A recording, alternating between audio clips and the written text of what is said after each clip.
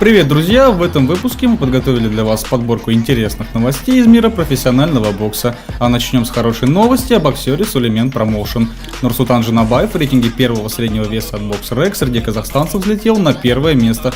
Геннадию Головкину пообещали рекордный гонорар, а Канат Ислам заговорил о своем возвращении на ринг. Обо всем этом прямо сейчас.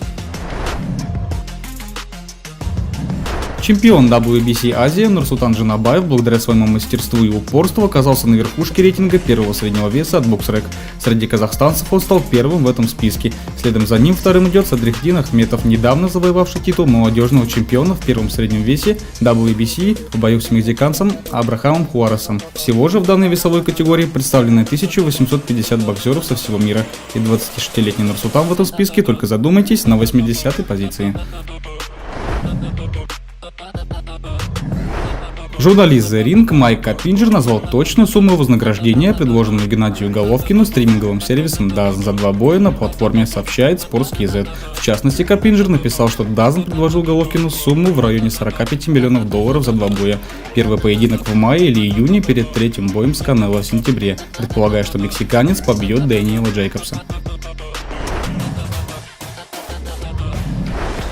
Казахстанский боксер первого среднего веса Канат Ислам в беседе с корреспондентом VC.kz раскрыл подробности возвращения на профессиональный ринг.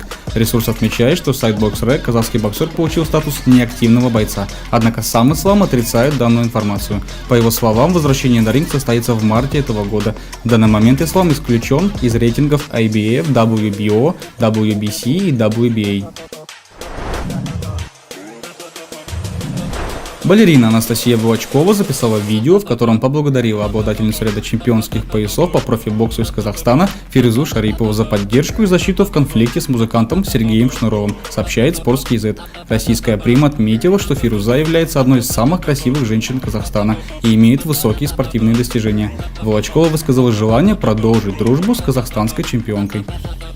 На этом наш новостной выпуск подходит к концу. Будьте с нами и следите за последними новостями из мира профессионального бокса. Не забывайте подписываться на наш канал и аккаунты в социальных сетях. Ссылки в описании. До встречи в новом видео.